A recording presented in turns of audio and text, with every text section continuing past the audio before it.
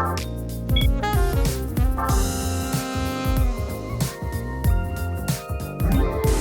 there, it's Derek here from Pacific Coast Auto in Japan, and we're looking at a 2019 Nissan X-Trail. This one here, the 2-liter engine, puts out 150 horsepower and then 40 horsepower from the electric, so hybrid X-Trail. The X-Trail, also known as the Nissan Rogue in some markets, styled slightly differently. Here in Japan we have them both though.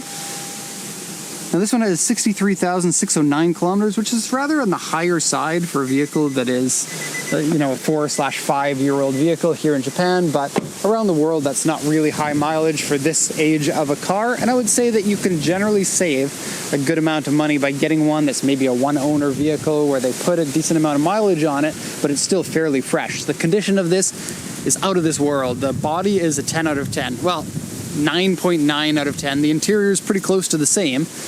It just looks like a fresh new vehicle. It even has that new car smell to it on the interior. So yeah, a combined 107, it's higher than 175 but less than 180. So basically 175 horsepower combined. Of course you get the 4-wheel drive. You can also select 2-wheel drive, but in this one the default is the 4-wheel drive. The coolant is looking all right, the engine oil is looking all right, and most of these new vehicles will have been maintained really well because it would have still been under the free maintenance of the original warranty. Okay, let's lower the hood here. Get the hood prop up. This one, by the way, bought from auction here in Japan by us, and is going to be going to Trinidad and Tobago, which is not a country we ship to very often, but we have. These X-Trails are very popular there, and we've actually sold quite a few of these X-Trails. They're a cool little package. I guess this is Nissan's answer to the RAV4 or the CR-V or the Forester, and it's a nice little package. You actually get this in a 3-row 7-seater when you get the regular gasoline one, but the hybrid is only a 5-seater because you need space for the battery, which in this case happens to be a lithium-ion battery, and so you get that smaller battery, and it is a more modern battery that's not going to give you troubles like an older nickel metal hydrate or something like that. Okay, so 2021. Pardon me, I said 2019, but I read the date wrong. R3 is 2021. So yeah, only a 3-year-old vehicle. X-Trail, auction rate 4, interior C, exterior C. I don't know what they're going off of. Oryx Sendai isn't an auction that we buy very often, but the vehicle is pretty much spotless, and that's a little crazy.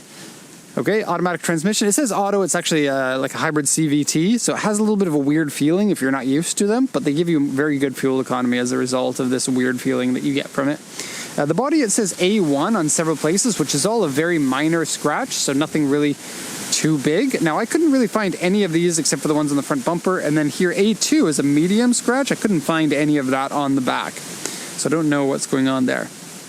The sales points here are airbag, of course, it's a modern car, ABS, toll collection box for Japanese highways, push start button,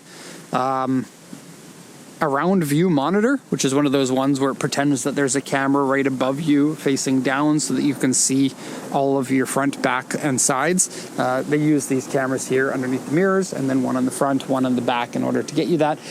For parking, so nice to have. I personally have, well, I've used it, obviously, on vehicles that we have here. Never owned one. Don't think I would use it myself because, honestly, I'm a little bit afraid that if you get used to these technologies, then you will suck at parking other cars, and I don't want to suck at parking other cars. I don't want to rely on that technology. I've got mirrors, and that's as good of the technology as I need. Okay, front power seats. Okay, and then the report here says studless tires, which in Trinidad and Tobago are pretty much nothing, not used for anything. Aftermarket wheel is scratched. They're actually pretty good. Interior dirty and wear, again, pretty good. You'll see when we get to the interior. Back monitor. Back monitor, like reverse monitor, has it. I don't know why they're mentioning that. And then underside has slight surface rust, which, yes, it's true. Also notice that the wipers are winter wipers. They're the kind that the hinges are covered by like rubber so that they don't get frozen. So the car was in a colder climate, most likely. And if you look underneath here, the muffler has some rust on it. Okay? If you look up here, no problems. There's no rust anywhere else. It's just the muffler that appears to have some rust on it. The rest of the underside, all spick and span. Okay, let's go around. The car is one surround. Very windy. You can probably hear the trees going off. I do have a wind sock on the camera for days like this, but you can still get blown over. If the camera's a little bit shaky, it's because of a gust of wind went and jostled me. Okay, aftermarket wheels, not ugly. I'm not personally a huge fan. I feel like a vehicle like this, you can either go crazy with the wheels, or you can get one, or like stay with OEM. These ones are basically just your, you buy a set of wheels so that you don't have to keep taking tires on and off when you change over to winter tires each year. So they're the cheap wheel for the winter tires. Now the JDM tree has turned into a JDM forest. I need to make my way through there, so I'm gonna go backwards, Homer Simpson style. Actually, this was my first time trying a backwards walk, and I see how I like it. It's not bad. Okay, this model was made first in 2013, and so the oldest version of these would now be 11 years old.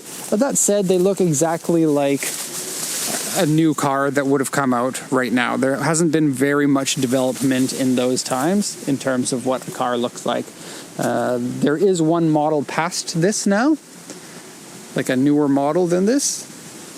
I don't think it's any more modern looking than this one.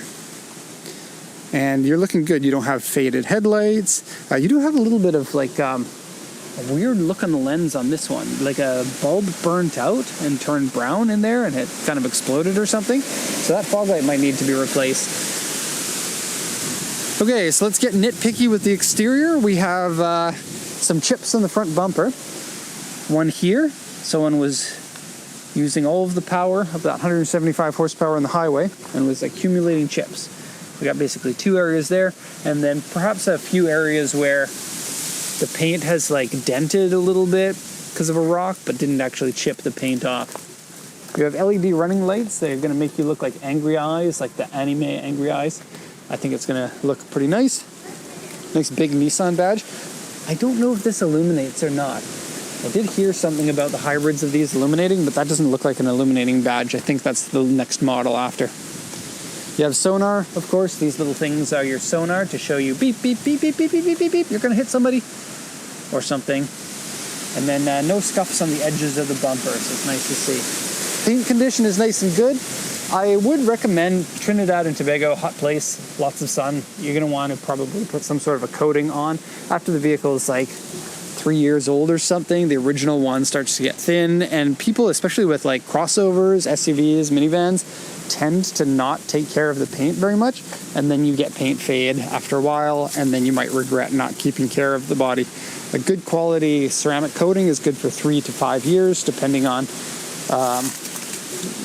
the quality of it and how harsh it is, if it's parked in a garage or whatnot. Definitely worth it in my opinion. Okay, onto the interior. The back section here, the trunk is a little bit smaller. As a result, you don't have the stow and go stuff like you do in the regular version of the X-Trail. Oh, and Canada got the X-Trail from the first generation in the year 2000, but I don't think the USA did. And there are very few cars that were available only in Canada, but not the US, because of course Canada's a very small market. So it's always interesting to me what manufacturers decide to do like that. Of course, most Nissan SUVs and crossovers were available in both markets, but I guess like the Pathfinder was the one they wanted to sell instead of the X-Trail. Okay, so flip down seats, tonneau cover here, just your standard fare thing. This is a little weird. So this one here has a box that you can store stuff in, but like when you pick it up, you get the whole thing. But then if you give it a little shake, then the box can open. It's like, has this sort of closure. I don't know if it's supposed to have, oh yeah, okay, just figured it out. I'm so smart. These little pins are supposed to hold it in right there. Hold it in place so it doesn't do that, but it's missing them on both sides. The other one's probably in here somewhere. You got some lug nuts and some wiper blades. Okay, and so yeah, that is a little bit up higher because your batteries are underneath there. Decent amount of space in here. Obviously not enough room for some seats because of the batteries. Okay, I will say the 5 seats that you do get are an excellent size. You do not feel cramped inside this at all. You get tons of leg room in the front and in the back, plenty of headroom, and I really like the interior fabrics. I usually don't say that about Nissans, but I quite like this one. It's like a rubberish material, which is going to be great for having kids in a car. And yeah, spills look like they'd be no problem, but it's still soft and nice, and it has a nice little grippy feel to it. And if you take a look, the dots, like there's some large ones, and then they go down to small, and then they go down large. It's just, it has a nice little look to it. I quite like what they did with very simple materials. Okay, you can put tons of legs in here. Usually only 2 legs per seat, but you can put more if you needed to. Console is made out of kind of a cheap plastic, but you know what? The Toyota Land Cruiser 250, I just sat in one for the first time. Brand new vehicle, felt much cheaper than this, and that's Toyota, who's generally known as the higher end brand. You can talk to me in the comments about whether you think Nissan or Toyota is higher end. I suppose some people would think that they're competitors with one another, generally speaking. But yeah, Nissan, you can usually, values fall faster for Nissan than they do for Toyota, and that means you can nab up a fairly good car for a better price than you could if it were a Toyota. So there's certainly value in picking up a Nissan over a Toyota. And you still get a very modern car out of it. Okay, door handles are really nice. I like the feel of these. I did notice that when I went to open the door. You can open them both ways. You can go this way or this way, which is kind of rare for those. I'm not sure if it matters, but it is there. Seats here are power seats with your regular function of up and down for the front and back of the bottom cushion, and then your regular tilt of the back there, and then you also get lumbar support as well. Steering wheel, because Nissan wants to pretend this is a sports car, has a flat bottom on it, which stylistically looks cool. It's electric power steering, and that's pretty common on most cars now. It has a distinct feel to it. And because it's a hybrid, it's a CVT. That means you have like regen braking, and the brakes feel a little bit different as a result. It's throttled by wire, and that feels a little bit different. And then it's fully computerized, just like all hybrids are. So when you step on the throttle, the computer's going to decide how much motor you get, how much engine you get, and then how much forward momentum that you get. And it changes from time to time, so it takes a little bit of time to get used to. Push start button here, and we'll start this up so you can see what it looks like. Like most cars, gauges look great. Gives you a little how much extra power you're getting from your hybrid system, or how much regen that you're getting. AC works. This is really cool. I absolutely love this. Your cup holders here has a little vent in it so that the air can come and cool or heat your drink. You don't want that vent, then this bad boy comes out, flip it around, and then goes in, and now it blocks off that heat from going in or cool. See, there's your vent in there. And here it shows like fan and no fan. Clever and cool. I love that sort of thing. It comes with hill descent, 4-wheel drive or 2-wheel drive. You get a USB and an auxiliary in, and then here is a cigarette lighter adapter. Looks like just a single one. Place for your phone here. This is an old enough car that or I guess maybe not old enough car, but there's no capacitive charger, I believe. Otherwise it would say so. AC works nice and well. All of this center stack is fairly beautiful. There's something stuck onto the dashboard there, like a sticky material. Okay, one place for glasses.